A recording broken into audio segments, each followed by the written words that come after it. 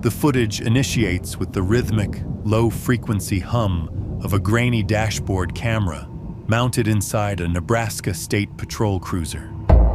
The digital date stamp in the corner flickers incessantly, reading October 24th, 2025, 2:14 a.m. The cruiser is parked at a desolate Shell gas station located just off Interstate 80, surrounded by miles of pitch-black, swaying cornfields. The only source of light comes from the buzzing, overhead fluorescent bulbs of the pump island, which cast long, erratic shadows across the cracked pavement. Officer Miller is seen briefly in the reflection of the windshield, sipping lukewarm coffee while monitoring the silent highway. A faded silver sedan slowly pulls into the station, stopping at the pump directly opposite the officer's cruiser.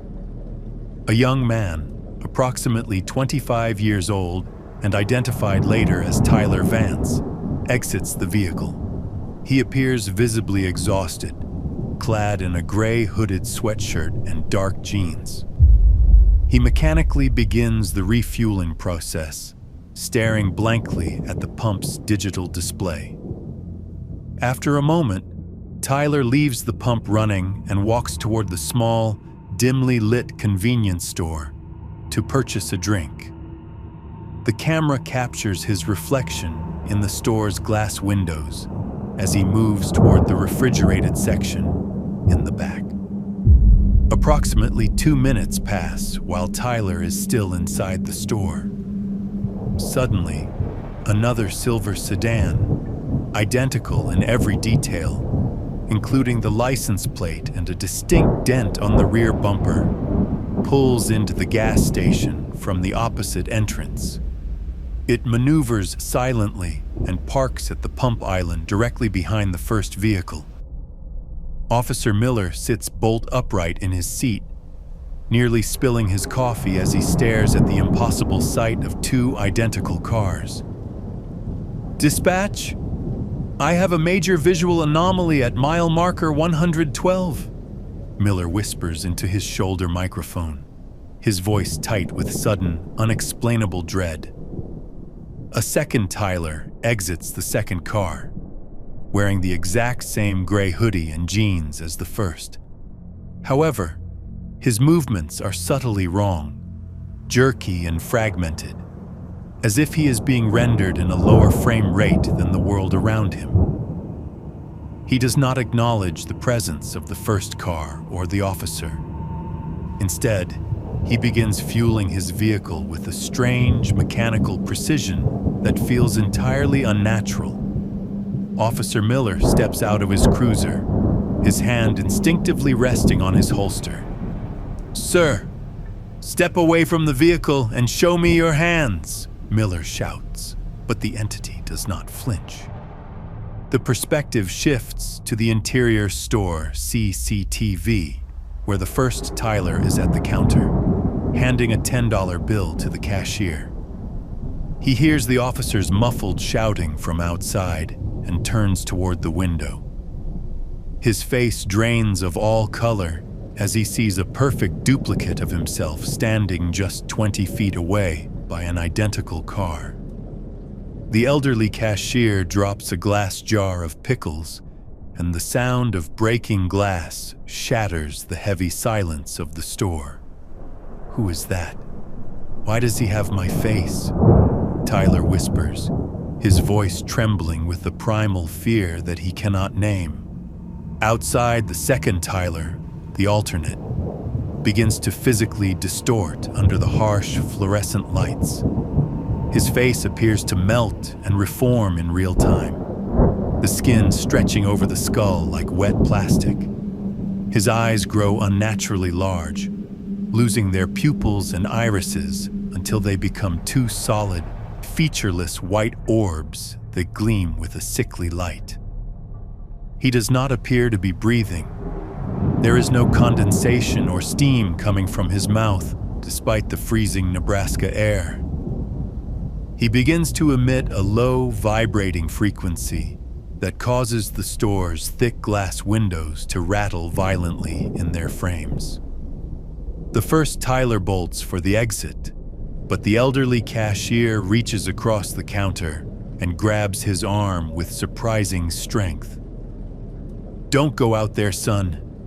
You can't let him see you up close," the old man warns, his eyes wide with ancient terror. "That's a mimic.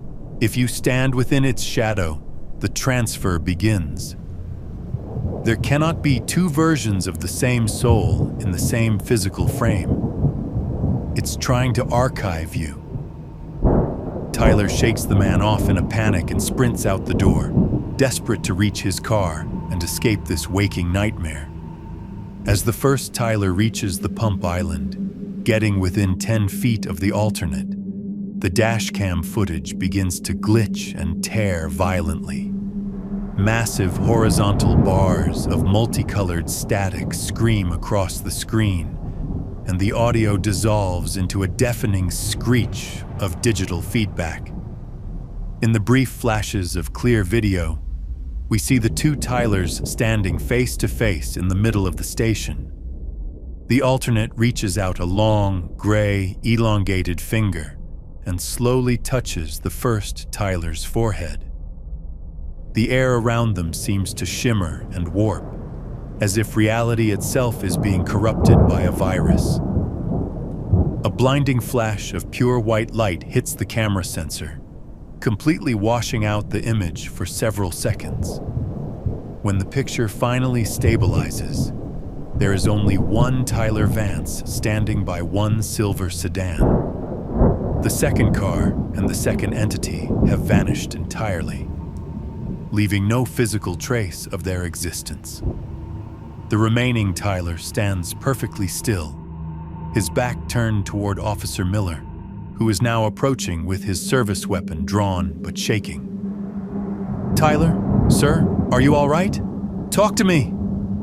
Miller calls out, his flashlight beam dancing erratically across the man's gray hoodie and the dark pavement. The man slowly rotates his body to face the officer. While it is clearly Tyler's face, the features appear smoothed over, devoid of any pores, wrinkles, or eyebrows. His skin has the dull, matte texture of molded plastic. He looks directly at the officer and forced a perfect, symmetrical human smile, but his eyes remains wide, vacant, and solid white. "I am perfectly fine, Officer Miller. Everything is in order now," he says. The voice is a chilling, dual-tone harmony that sounds like three different people speaking in perfect unison. He enters the car and drives away instantly. The footage abruptly cuts to a dimly lit police interview room 48 hours later. Officer Miller is being questioned by two unidentified men in dark, tailored suits who refuse to show their badges. Miller looks like a broken man. His uniform is disheveled, and his eyes are bloodshot from lack of sleep. "I checked the registration plates after he left," Miller says, his voice breaking into a sob. The silver sedan belonged to a Tyler Vance who died in a high-speed car wreck back in 2012. But the kid I saw, he was solid. I touched the car's hood. It was freezing. The men in suits remain silent and play a secondary video file for Miller to observe. It is a high-angle shot from a highway traffic camera located 60 miles east of the gas station, recorded exactly 1 hour after the encounter.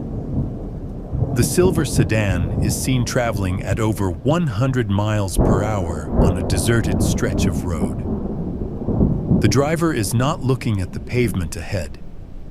Instead, his head is tilted back, staring directly into the overhead camera lens and waving a hand. As the vehicle passes underneath, the entire digital feed for the county goes pitch black. The cold, clinical narrator's voice from the original Mandela tapes returns to the audio track. biological replacement is 98% successful in rural, low-density environments where witnesses are scarce. He explains over a diagram of a human nervous system turning into static. If you encounter a duplicate of yourself in a public space, you must maintain a minimum distance of 50 feet at all times. Do not allow the alternate to initiate physical contact of any kind. Once the static transfer is initiated, the process of archiving the original biological matter is permanent and entirely irreversible. The final segment of the tape displays a missing persons database on a flickering computer monitor. The name Tyler Vance is highlighted in red. As the viewer watches, the digital photograph on the report begins to change. The eyes in the photo slowly transition from brown to a solid, milky white. Below the image, a new status update appears in a pixelated font. Archived, biological subject replaced by alternate 7, system integrity secured. The computer speakers begin to emit the same low, vibrating, humming sound that was recorded at the Nebraska gas station during the initial encounter. The video concludes with a final shot of the Nebraska gas station in the present day. It is now completely boarded up and surrounded by rusted chain-link fencing. A single weathered red marker is tied to the main door handle, fluttering in the wind. The camera pans down to the concrete where the two Tylers once stood. Burned into the pavement is a perfect pitch-black shadow of a human figure, as if a flash of extreme heat vaporized them instantly. The audio fades into a distorted, looping 1950s radio jingle about travel, ending with a sharp, digital click.